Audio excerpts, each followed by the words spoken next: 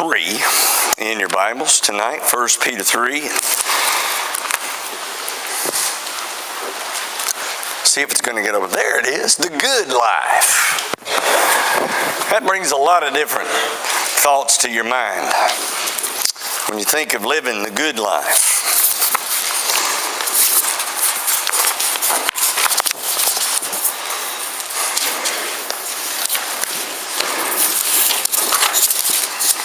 If I had time as you turn over to 1 Peter 3, I'd like to go around just ask. I'm going to make a few suggestions. See, the good life means a lot of things to different people. In Nebraska, it's the state slogan. The good life. That's if you live in Nebraska. Never been. Who's ever been to Nebraska?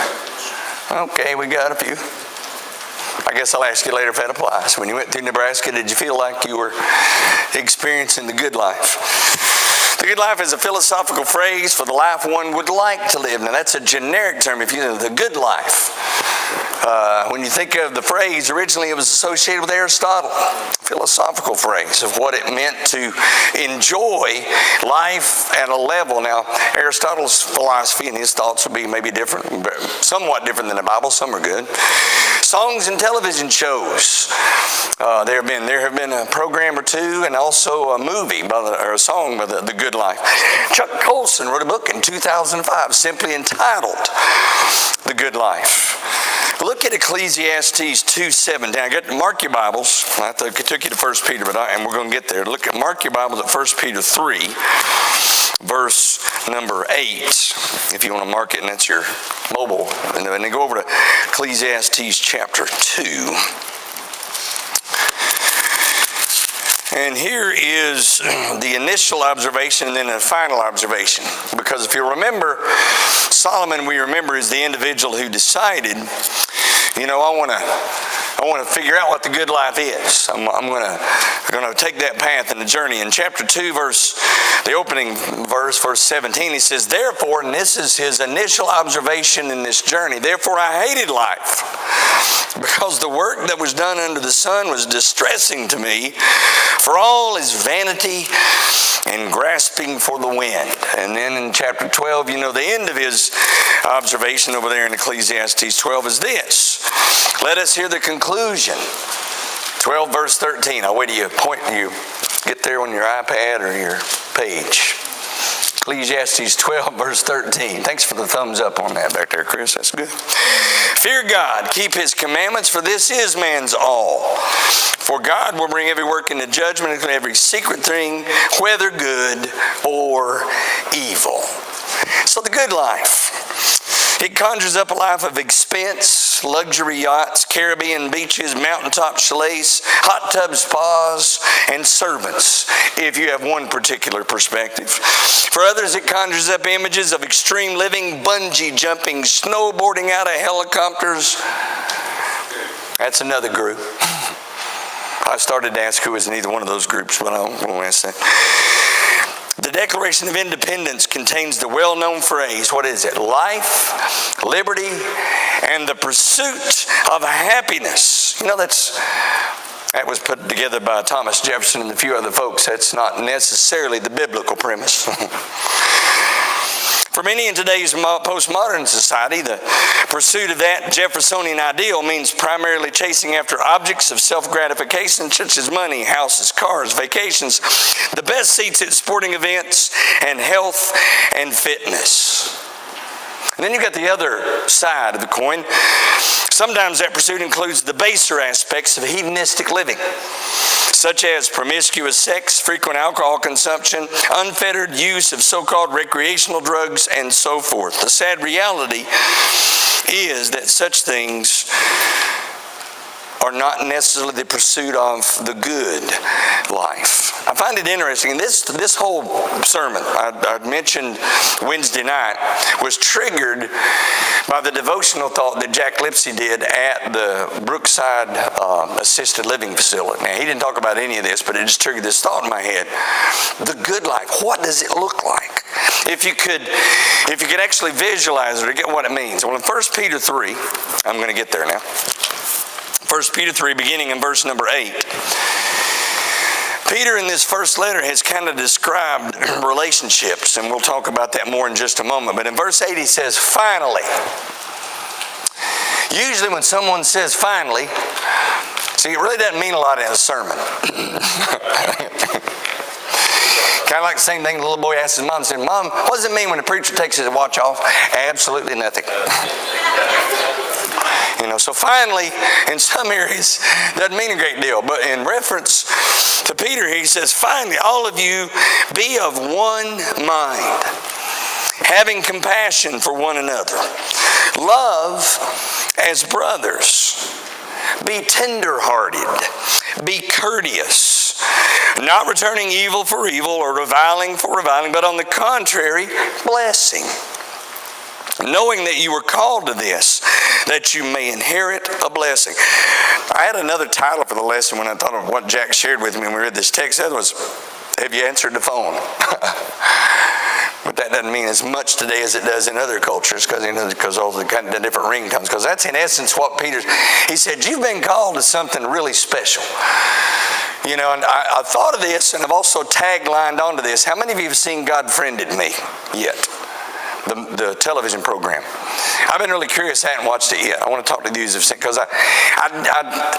part of me said I don't want to see it because I'm pretty sure I'm going to be mad at how they represent God or whatever's going on. And I may be wrong because sometimes Hollywood gets a little bit right, not much. But then I thought of what would happen if you got a phone call from God. That's happened to me. You know this story. Don't you say a word. I'm at camp, and I kissed what, Brett, 4 years ago? No, it was more than that. It had to be more years than that. I'm walking along at camp, and all of a sudden my phone goes off, and I keep my phone at camp. We watch all that, but I pick my phone up and literally look down, and my phone says, where that part up top where you see who's calling you? It says God.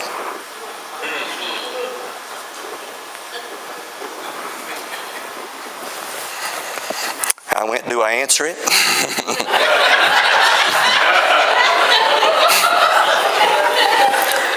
And I did. And a dear friend of mine, who somehow had gotten access to my phone, had changed his name to God. And upon hearing his voice, I said, I didn't know, man. So, when you say, Peter's saying He has directly given us a challenge to live at a certain level. And if there was ever a time in the world, in our culture, that it was time for Christians to say, I'm tired of being like the world, I want to be like Jesus.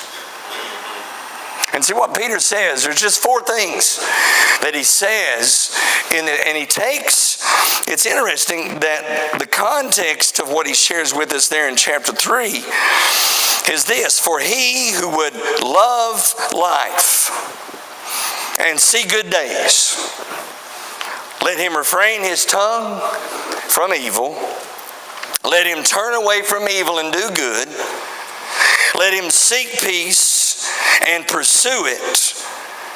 For the eyes of the Lord are on the righteous, and his ears are open to their prayers, but the face of the Lord is against those who do evil. Now, let me give you a simple assessment. In life, we have 2 choices. We can do good or we can do evil. There is no middle ground. Remember, there's a text in the Bible that says, to him that knows to do good and does it not, what is it? Sin. You know that passage. And doing evil we know is wrong. So if you don't do good, even though you may not be doing evil, you understand? Are you with me? This is yes. It was in Tennessee when you're then saying this is no. Okay, yes, right? So, as he moves through this, I'm going to turn these in. I hadn't been alliterative in a while, so I thought I'd do this, and one of them doesn't work, but you'll still get the idea. Number 1 is treat. Oh, they all come up at the same time. I didn't do this right. It's okay. We'll work through it. Treat people right. In the first part of 1 Peter 3, look what he says. Finally, all of you is supplied in the text. That's maybe, all be of one mind, having compassion for one another. Compassion is a compound word from Latin meaning with feeling. That we are to be so thoughtful of each other. It's the whole Galatians 6 idea. Brethren, you are spiritual restored, and one in the spirit of meekness. It's to bear one another's burdens. It's the blessing of a brother coming forward this morning and sharing his struggle and us surrounding him and praying for him and being mindful of his struggle. It's the fact that we're in tune with each other and know our needs. It's the fact that we're compassionate. He also says not only being compassionate with another, love as brothers, be tenderhearted, be courteous, not returning evil for evil. We're at the same time, we're sympathetic, we're compassionate, we're humble. Jesus summed it up in Matthew 7 and verse 12, and that verse says this very simply, whatsoever you would that men would do you even so to them. Do you realize that phenomenal principle in our world is the principle that transcends everything that any culture has ever decided before? If there was some way to get in everybody's mind that lived in the world to do this, what would life be like?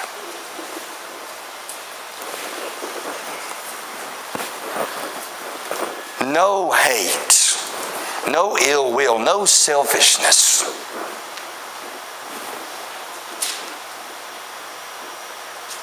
But just think about it for a moment. One man did that. One man came to this earth, and if you'll notice in his encounters in Matthew, Mark, Luke, and John, he treated people right. Now somebody's going to race up to him and say, you hadn't read Matthew 23, have you? That was still treating people right. See, Jesus didn't take out and tear into the Pharisees his first several, I tried to figure up one time how many encounters he had with them before Matthew 23. How many time after time after time he tried to discuss. He tried to be patient. He tried to do everything within his power to communicate the clear truth. And then it's not all of a sudden at Matthew 23 where you're like whitewashed tombstones and you strain at gnats and swallow camels and you make somebody more a son of a hell than you are yourself. He doesn't do that till there is no other option. And folks, there are times in our lives to treat people right. We got to look them right now and say, you either stop sinning or you're going to be lost. Which is it going to be? See, treating people right doesn't mean always, I love you no matter what you're doing. In fact, that's not love. That's right. Genuine love is a love that'll step up and say, we need to talk. And I mean really, we need to talk. Treat people right. His next powerful thought, and this one you're going to come to me and go, wait a minute, you can't do that. Well, they're going to do it again. That's all right. I thought maybe if you had done switches, let me pop up one at a time. Just a suggestion for the next slide, and it's okay. Set to guard. Psalm 141 verse 3. In fact, the psalmist there says, he's just turning it off. I'm going to do that. Fine, we'll do that. Psalm 41 verse 3 is this. I'm going to let you flip there. Psalm 141 verse 3.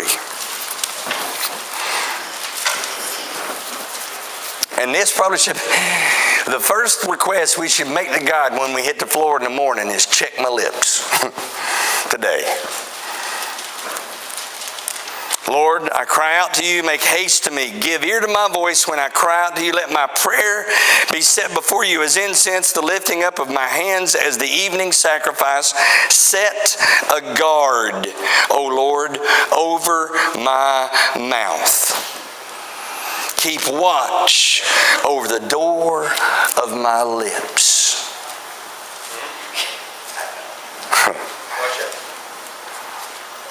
Look over at James chapter 3. Because I know this is a text you immediately thought of. Because James says, but you can't. And I'm going to challenge you a moment and say that's not exactly what James 3 is saying. Rather lengthy reading here. James 3 verse 1. My brethren, let not many of you become teachers, knowing that we shall receive a stricter judgment. For we all stumble in many things. If anyone does not stumble in word, he is a perfect man, able to bridle the whole body. Indeed, we put bits in horses' mouths that they may obey us, and we turn their whole body. Look also at ships. They are so large and are driven by fierce winds. They are turned by a very small rudder wherever the pilot desires. Even so, the tongue is a little member, but it boasts great things. See how great a forest is a little fire kindles. And the tongue is a fire, a world of iniquity. The tongue is so set among our members that it defiles the whole body. It sets on fire the course of nature, and it is set on fire by hell. For every kind of beast and bird, of reptile and creature of the sea is tamed and has been tamed by mankind. But no man can tame the tongue. It is an unruly evil full of deadly poison. With it we bless our God and Father, and with it we curse men who have been made in the similitude of God. Out of the same mouth proceed blessing and cursing. My brethren, these things ought not to be so. Does a spring send forth fresh water and bitter from the same opening? Can a fig tree, my brethren, bear olives, or a grapevine bear figs?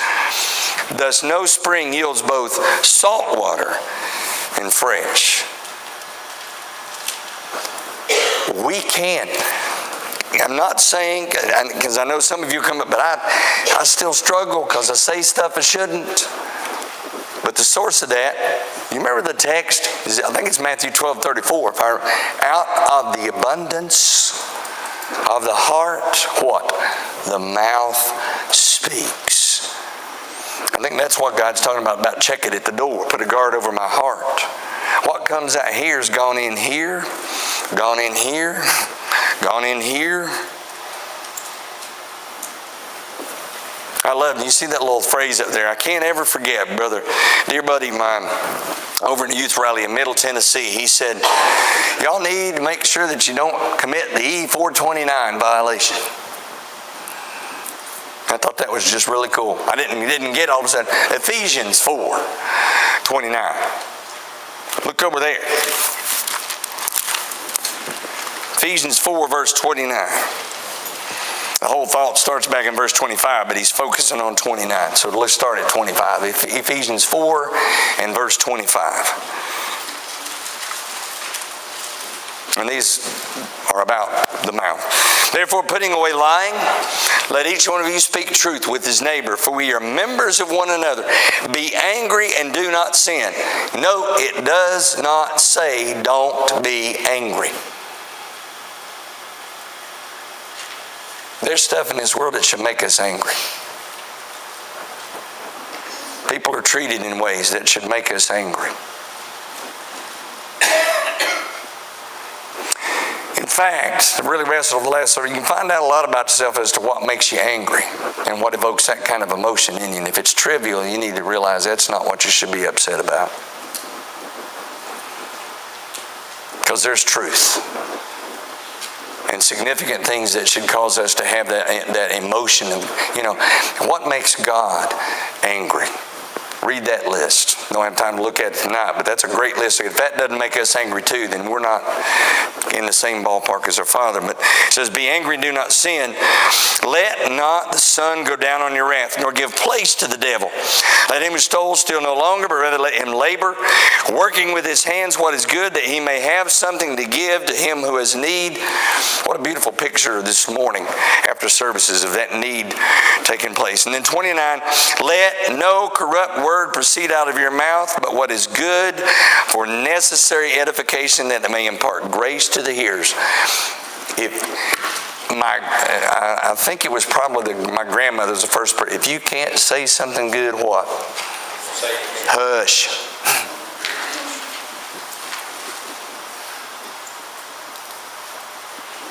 We get out of the sync sometimes.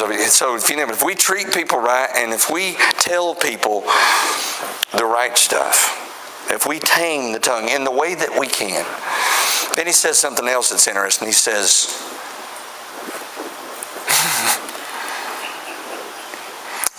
I upset the AV room. Let's advance it one slide there.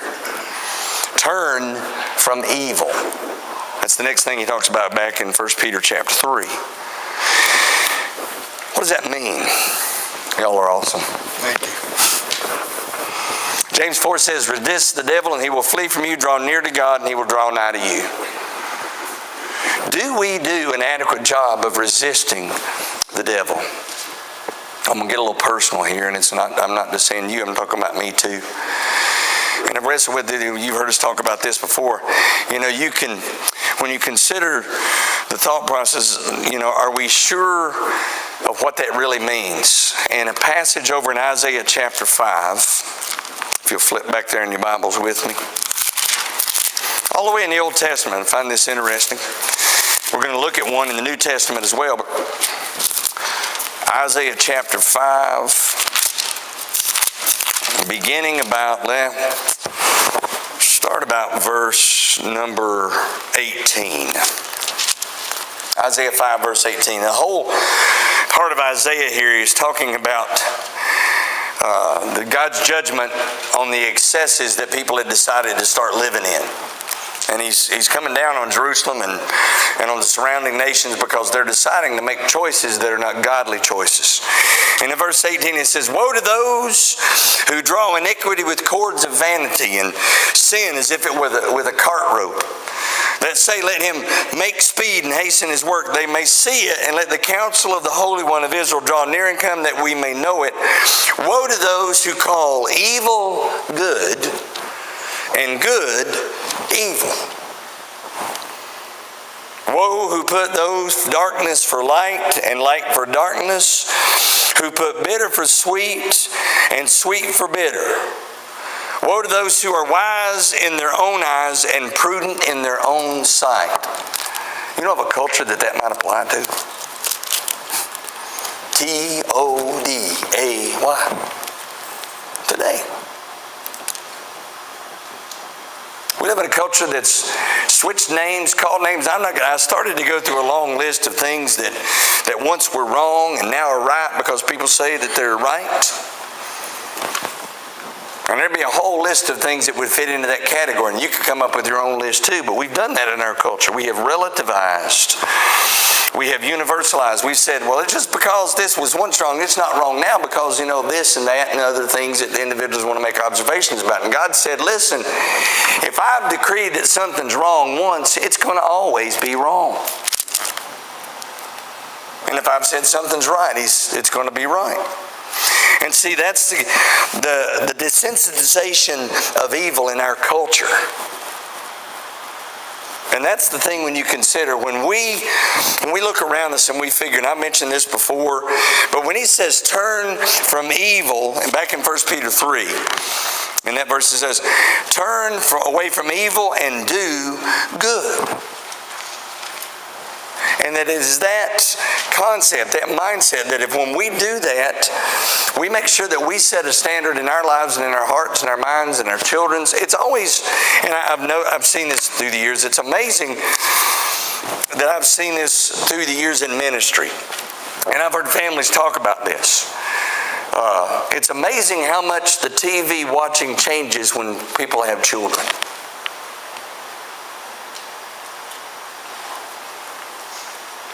You ever notice that? That it's something that maybe individuals watch all the time and they have children, all of a sudden, we can't watch that. They can't. I think one of the parameters or one of the measures we need to have is saying that, well, if an innocent individual can't see it, then maybe I need to be made innocent again. Because we'll rationalize in all sorts of ways how we can view or see or hear things and them not affect us. And we are lying to ourselves. And, the filth that is entertainment in today's culture, moral decisions that are not made anymore because of, there's a principle of this, or the concepts mentioned. I mentioned the New Testament passage. Look at Romans chapter 1.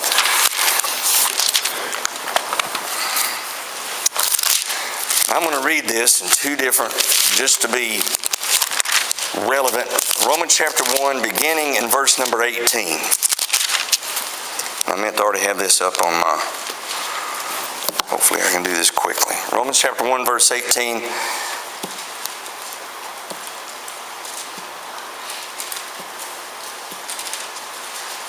As you're turning there, I'm turning there too.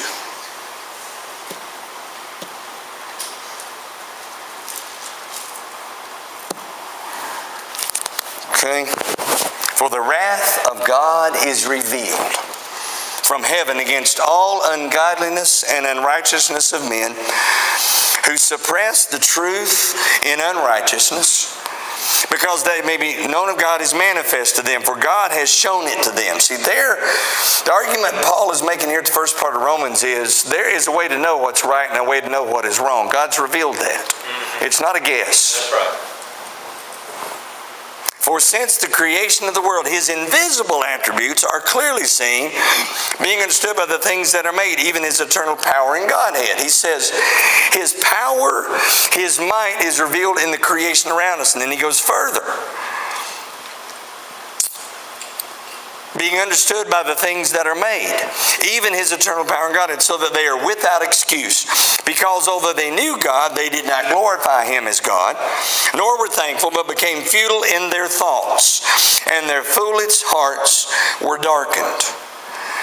Professing to be wise, they become fools, and changed the glory of the incorruptible God into an image made like corruptible man, and birds, and four-footed animals, and creeping things. See, do you hear he's saying, once man starts focusing on and behaving like an animal, he is no longer the godly individual that God intended him to be. Therefore God also gave them up to their uncleanness and the lust of their hearts, to dishonor their bodies among themselves, who exchanged the truth of God for the lie, and worshipped and served the creature rather than the Creator, who is blessed forever. Amen. Now he'll run through a list from verse 28 all the way down to the remainder of this chapter, where he's talking about a various listing of sins that were wrong when Paul wrote this letter. They were wrong when the original covenant was set up with Moses and the children of Israel at Mount Sinai. And guess what? They're still wrong today.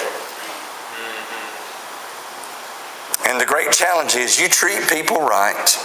You're careful how you speak to individuals. You tame the tongue within the realm where God allows us in our mind, and you turn from evil. That means anything that is not godly should make us both angry and sick.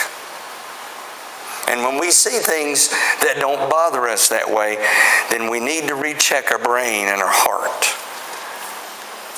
Because what makes God angry and sick and all of those should have that same reaction toward us. So we turn from evil. I'm going to have to move forward.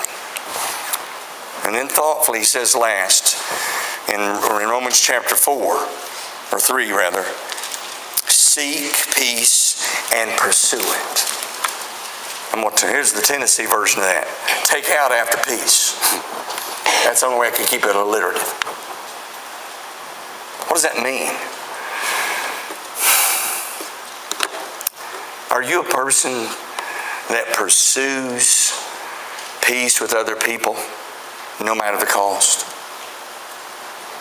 Matthew 5:9, blessed are the peacemakers, for they shall be called the children of God. The commands and statutes and decrees of the law of Moses, which have been put into writing, if it is possible, Romans 12 says this, as much as it lies within you. And I know I've heard it, but that's just not my gift. I'm not a peaceful person. I'm not a peace pursuer. Well, be one. Because peace, if I understood it right, is one of the gifts of the Spirit. Right along with love, joy, peace, patience, kindness, goodness, faithfulness, gentleness, self-control. All are attributes that are attainable via the Spirit of God. Don't tell God I can't be a peace seeker. Yes, you can if you choose to be. It's a choice not to be peaceful. Romans 14:9 says a similar challenge. It says Romans 14:9, for to this end, it's 14:19, not 14:9. Therefore, let us pursue the things which make for peace, and the things by which one may edify another. Do not destroy the work of God and you put whatever it is. Now, in the text, in Romans 14, he puts in there for the sake of food, because at that time it was a food issue that was causing all kinds of tension in the first century church. Food sacrificed to idols was being used by the Gentiles who were coming in, because they'd regularly gone to the temple because it was cheaper to get their meat from the idols, and it was like going to Lidl's instead of going to Harris Teeter. Well, and that's not a marketing suggestion, by the way. Okay? That's kind of what it was. Like going to Aldi's. It was cheaper. And finally, Paul works him through all of that over later in 2 Corinthians, saying the food doesn't matter. Food doesn't do anything, either one way or the other. That's not what defiles you. But he said, whatever. And I believe this is all in my heart from Romans 14. Whatever outside of doctrinal, God-made decisions that would cause us to be at disconnect with each other or disharmony and not peace needs to be gotten rid of and forever banished. We need to pursue peace at the greatest rate possible. Now, don't mishear me, because we live in a world that says we're supposed to be tolerant. It's not what I'm saying. You can pursue peace, and you can still say what needs to be said to individuals if you speak the truth in love, and your intentionality is to help, not harm. So the good life, what's it look like? Well, Jesus in Acts 10:38, one of the coolest phrases mentioned about him is he went about doing good. I think I've used this little illustration with you through the years, but it was told to me that there's a little tombstone up in Pennsylvania of a little girl, and it simply says on that tombstone, the words that her parents put on her tombstone is, it was easier to be good when she was around.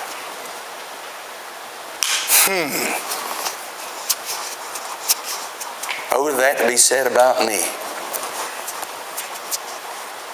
Because you see, the good life looks like this. It is treating people right, taming their tongue, turning from evil, and taking out after peace. If the people of God, he took that from the psalmist, but he laid it down in 1 Peter 3 in the middle of this discussion, because, see, if you remember, he talked about our civil responsibilities, he talked about our work responsibilities, he talked about family responsibilities in this same context. That whole letter built up to this point. And not only do you submit to those in authority, and not only do you love your family and treat them the way you're supposed to, but every person you come in contact, you treat this way. You live this way in their presence. How do I know this works? Because a man named Jesus did it for he did it all of his life, but in a visible way did this for 3.5 years, and it changed a world, and it continues to change societies that choose to follow him. Because it is the good life. Christianity is the absolute best way to live, period. Any person ever born, no matter where on the face of this planet, if they do this, will be successful. Now, some of you are going to come to me right, whoa, what about conversion? I'm talking about the lifestyle God challenges us to live. Conversion is a God thing, who saves us, washes us in his blood, and we respond to it. That's all part of our plan to be. But you live this way, and it will change people, and it'll change you. See, once the church becomes good again, don't mishear that. We are not perfect. We are going to fail. But if we pursue this mindset, do you know the difference that this can make in our own lives and the lives of the people that we know and love? So live the good life. Be a person who's known going about doing good. We can help in any way tonight. That's why we have a song. Elders will be available here. Elders in the back if there's something that you need to talk about private. So in any way we can be of assistance. Initial penitent faith confession and baptism, restoration, sharing of a struggle, sharing of praise. Whatever it may be, would you come while we stand and sing?